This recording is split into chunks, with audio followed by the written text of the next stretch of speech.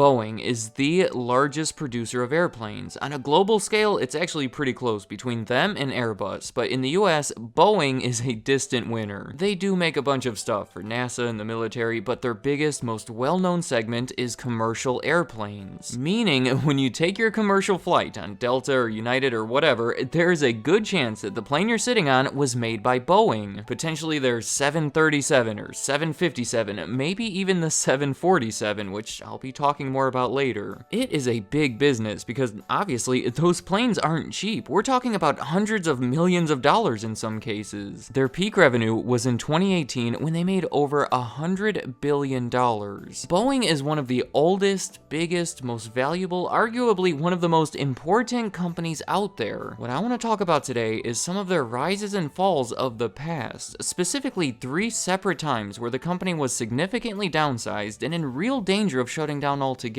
If things had gone a little differently any of those times, we would not have a Boeing company today. That name Boeing comes from William Boeing himself. Before he was born, his father, Wilhelm Boeing, had immigrated to the US and started a successful lumber business in Detroit. Here's the sad part of it. In 1889, when William was 8 years old, his father went on a business trip to New York, caught the flu while he was there, and died on the train ride back home. A decade later, William Boeing went on to study engineering at Yale University, but dropped out a year before completing the program so he himself could pursue the lumber business. He had inherited all this land from his family, and he felt that it was a good opportunity. The timing was right, the country was developing, new homes and businesses were being constructed, and he knew that they were going to need to buy some wood to do it. It all proved to be successful, and after 5 years, he chose to move his business from Michigan to the state of Washington. They're known for their evergreen trees, so it made sense. While he was there, he started developing this big interest in aviation. Famously, in 1910, he went to an air meet in Los Angeles where he was unable to convince any of the pilots to take him up in their plane. One of the pilots said that he would do it, but then just kind of left without telling him. I just think that's funny. There was a time where the pilots of the world wouldn't give any attention to William Boeing, and it took another 5 years before he actually rode on a plane. See, at that point, he had made friends with another aviation enthusiast named G. Conrad Westervelt. He was an MIT graduate that was serving in the Navy. The two of them were able to schedule some plane rides that eventually led to them taking flying lessons and ultimately buying a plane. Now, Boeing didn't really like that plane. He thought that it was too loud and unstable, and he felt that he could potentially make a better one. So the two of them got together, used some of the resources from that lumber business, and with a team of about 12 people, built the first ever Boeing airplane. They called it the Model 1, or the B&W, short for Boeing and Westervelt. So now that they had this functioning plane that now existed, William Boeing was able to turn his hobby into a business. Almost right away, he established the Pacific Aero Product Company, not the catchiest name, but a year later he renamed it Boeing Airplane Company. That also happened to be the same year that the US entered World War I, which was fortunate for Boeing because the Navy suddenly needed a bunch of planes, and Boeing won multiple contracts to supply them. That would account for the initial rise of Boeing, but it quickly leads to their first fall. In 1918, when the war ended, Boeing no longer had any customers. The Navy no longer needed their planes, and Boeing was almost immediately forced to cut down production and lay off about 75% of their employees. They went from over 300 of them to under 100, and even for those 100 remaining ones, it was tough. Sometimes they would be getting paid in company stock instead of cash, which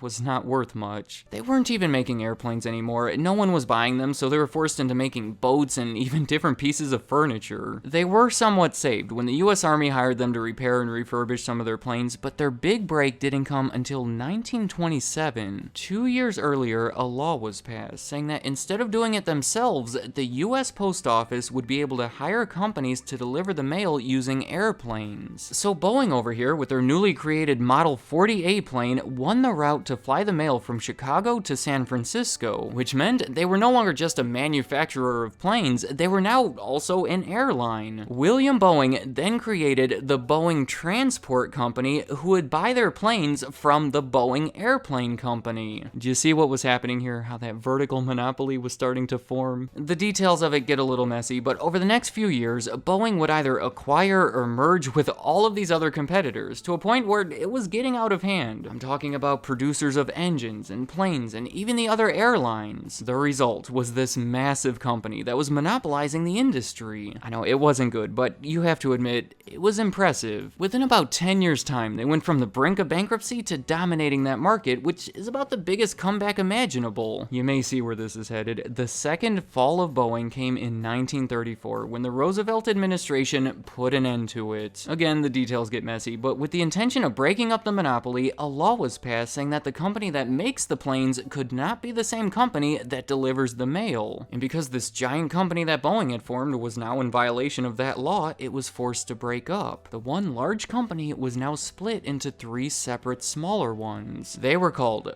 Boeing, United Aircraft, who you may know as United Technologies, and United Airlines, who you may know as United Airlines. Up until that point, William Boeing had been the chairman and a major shareholder, and he used this as his opportunity to exit the business. He left his position, sold his stock, and for the remaining 22 years of his life had very little involvement with the company. So even though they were forced into it, I would say that this qualifies as a pretty significant fall. But again, they were lifted up by a war. By World War II, they were producing all of these bomber planes for the military. The B-17 Flying Fortress was big, and the B-29 was actually the plane that was used to drop both atomic bombs on Japan. Well after the war, in the 1950s, is when they pushed their way back into commercial travel. Douglas Aircraft had been the leader there with their propeller planes, so when Boeing introduced their much larger, faster jetliner called the 707 in the late 1950s, it became very popular. It wasn't the first of its kind, but it was the first to be successful, and that success motivated Boeing to follow up on it with the 727, the 737, and the 747, which leads me to their next fall. See, the idea behind the 747 was that it was huge. I mean, this plane can seat well over 350 passengers, which was practically twice as many as the 707, or practically any other plane on the market. The reason they wanted to seat so many people is because throughout the 1960s, air travel was skyrocketing in popularity at a rate of something like 10% each year. So then Boeing figured that if that number kept increasing, these airlines were going to need some bigger planes. That's when they took on this massively risky project in developing the 747, which proved to be one of the biggest projects in the country's history. To fund it, they sold stock, took out loans, obtained a line of credit, and it put them over $1 billion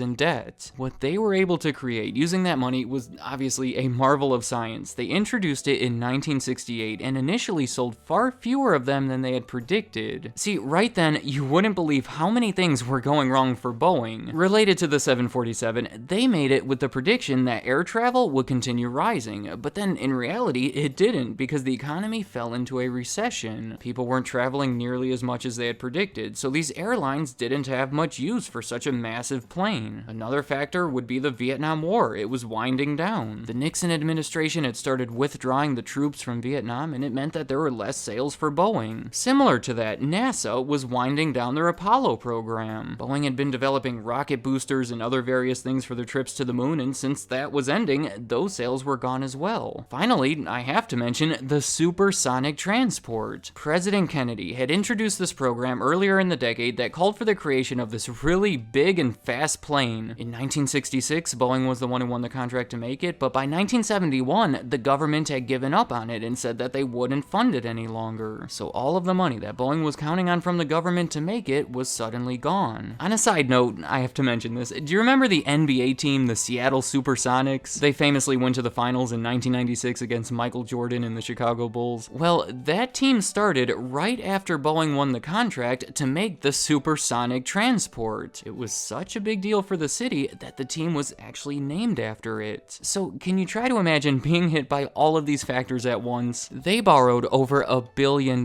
thinking that they would be able to pay it back since they had all of these sources of revenue, and then they were suddenly gone. As far as I'm concerned, this is like buying a house and then losing your job right after, except, just 5,000 times bigger. In 1971, Boeing laid off more than half of their employees, 40,000 people, which helped raise the unemployment rate in Seattle to almost 14%. Those people couldn't find jobs in the area, so they started leaving, and the whole local economy started crashing down. Fortunately for Boeing in Seattle and the rest of the country, by the end of the decade, the recessions had ended. That meant air travel was back up, there was finally a demand for their massive 747s, and they were finally starting to see a much better return on their investment. They were also selected for some notable military contracts, and by the end of the decade, they had almost fully recovered. Over the next 50 or so years, they sold over 1,500 747s and have announced that they will be discontinuing the production of them in 2022. So there you have it, 3 separate occurrences where Boeing was significantly reduced in size and almost forced to shut down. Let me know in the comments, what do you think of all of these close calls? Historically speaking, Boeing has been such a significant company that I don't think I'm exaggerating when I say that if they hadn't pulled through all of those times, that we may be living in a much different world today. Now, I realize that everything I talked about occurred before the 1980s, which means there's another 40 or so eventful years left to cover. I mean, just consider the stuff that's happening right now. So here's what I'm thinking. Airbus is Boeing's biggest competitor. There's no other company that even compares. They started in the 1970s, right about where I left off. So I think it would make sense at some point to make a second video comparing the two over that time. Let me know what you think of that idea, and any other thoughts concerning the Boeing company and any of their rises and falls, leave them in the comments. I'd like to hear what you have to say.